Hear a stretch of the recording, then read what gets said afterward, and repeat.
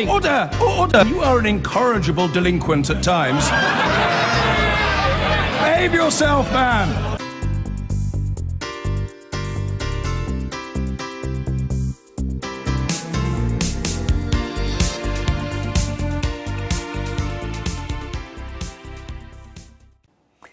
It is extraordinary, isn't it, to think that this time last week the nation was just trying to get to grips with an election result very few had seen coming.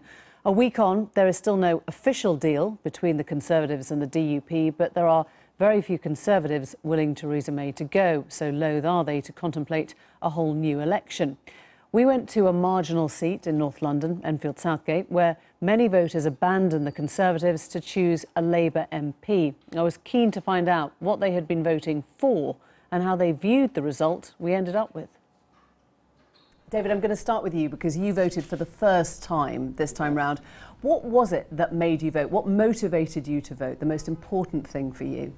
Being 18 now, just 2 weeks after Brexit, I seem to miss that, and a lot of young people my age, me as well, felt kind of cheated out of the future. There was a lot of decisions being made that we had no option to do anything about, and it would affect us more than the older people who got to vote and we didn't. So to vote in this election was very important because it actually, for the first time, seemed like an election with a choice. And you voted for Corbyn, and that was, for you, a simple choice, I voted for my local MP, Bambos, and I do also think that Jeremy Corbyn is good as a leader of the Labour Party, yes. So I wanted him to be Prime Minister more than I wanted Theresa May to be Prime Minister. Mark, I'm going to come to you. What was it that pushed you to vote? Your priorities? So my priorities in this vote was who's going to be the next leader of this country. And I didn't feel comfortable with the idea of Jeremy Corbyn being the next leader in Downing Street. And the reason for that is because there have been instances of anti-Semitism within the Labour Party, and I just don't think that Jeremy Corbyn has done enough to tackle that and to put people from my community's minds at ease. So for me, it was largely about the leader. I'm not necessarily a Corbyn fan, but what I do think he's a politician with integrity, and I think for the first time maybe in my voting life, there was a distinction between real socialism and Tory politics. And I felt like in New Labour, they went so right of centre in order to capture the vote. For the first time, there really was a choice about, I'm a socialist, voting for socialist principles, voting for the public sector. Louise, when you hear people talking about, you know, politician with integrity versus the one that you voted for, Theresa May, or your local MP, what does it say to you? I personally feel Theresa May does have integrity. She is somebody who I prefer to other Tory politicians. She came from a grammar school background, not a public school. She's not the old boy network. But probably security is on my mind at the moment. I've got 3 daughters growing up in this world. I live in London.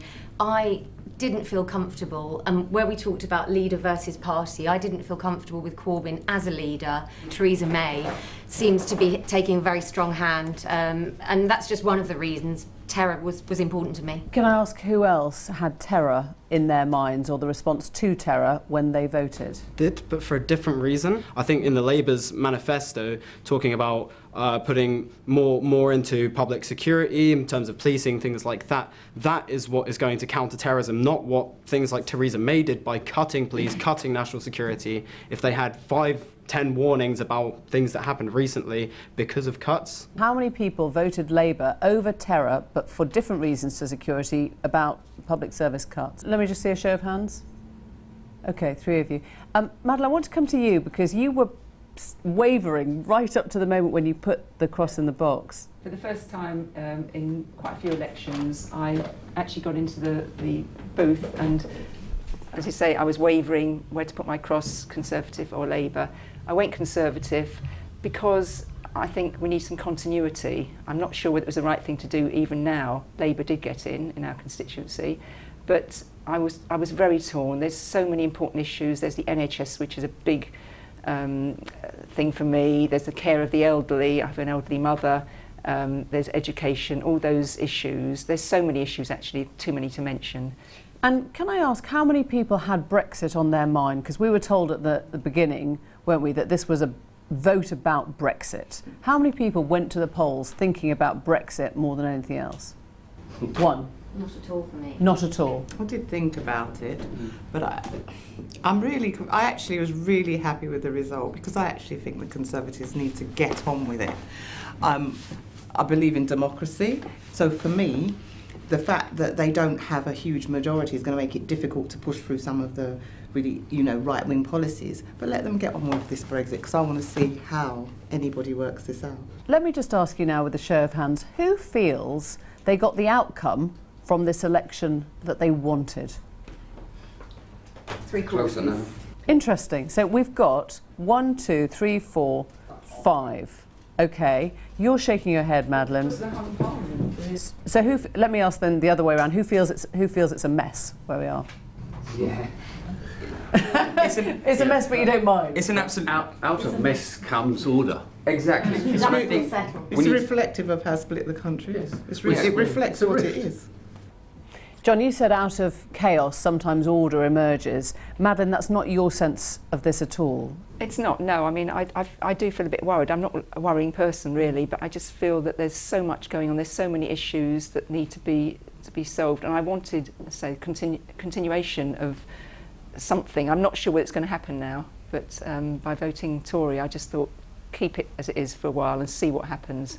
And to let Theresa May go through with the Brexit. She's promised us something. I'm not sure whether she can deliver it, but we'll see. Do you, as a Conservative, either of you two, feel that you don't trust her as much now because she got this wrong? I don't not trust her in terms of her character or her integrity. She made some errors of judgment. She took an awful lot for granted and certainly has egg on her face.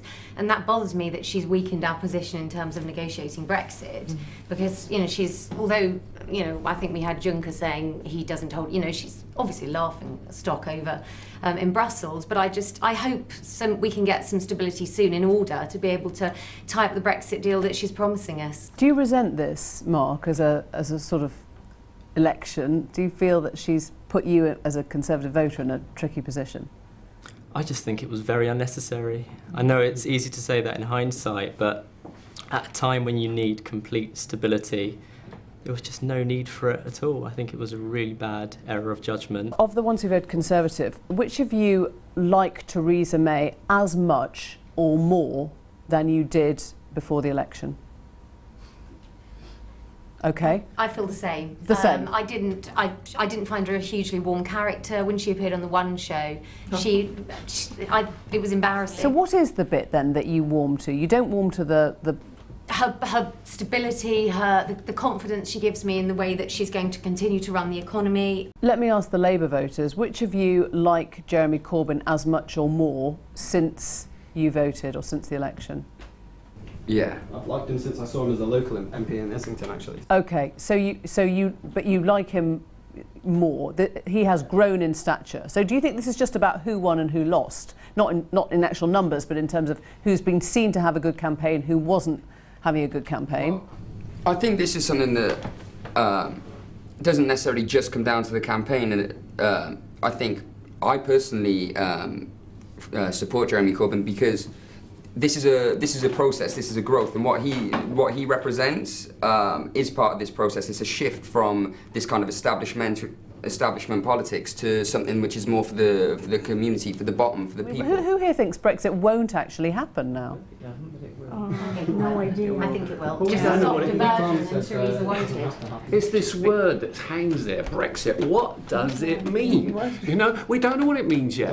When it happens, we will have a list of things that are policies and things that are going to happen. Maybe there should be a vote then. Because if we all turn against it, all of us in this room say, no, that's going to affect my mum, that's going to affect the children, that's going to affect the health service. We can't have that happen to our country. I think that Britain will be outside the EU paying all the same fees for all the same privileges they had. They will not be part of Europe because they've voted to go out of it. But they're going to have to pay for it, because how can you trade? How can you trade in isolation? Okay, let's have a look at domestic agenda. If there was one issue that really caught hold of you during this election in domestic terms, away from Brexit, What was it? Austerity. Cuts, yeah. Stable economy. Last question. If there was an election next week, God forbid, who would vote for Jeremy Corbyn? Yeah. Yeah. Put your hand up. 1, 2, 3, 4. 5. Interesting. So you've switched now. Who would vote for a Conservative other than Theresa May? Quite possibly. Yeah. If I said Boris Johnson, would you put your hand up? Boris Johnson. Well, if he was the only choice. And who would vote for Theresa May? Right for him. I would vote again for Theresa May. 2 of you. I was voting for Labour policies, not Jeremy Corbyn, but he's the leader. But I think it is about being policy driven. I think that's really important. Is that the thing we've learnt? You need someone inspirational to push it forward, but it should be about the ideas first and foremost. I think it's a shame that we focus on the personalities of the leaders, because that's not the thing, is it? Exactly. It's what they do, it's not what they say. It sounds like we should take this one to the pub now. Thank you all very much indeed. Some of the voters of Enfield with me earlier.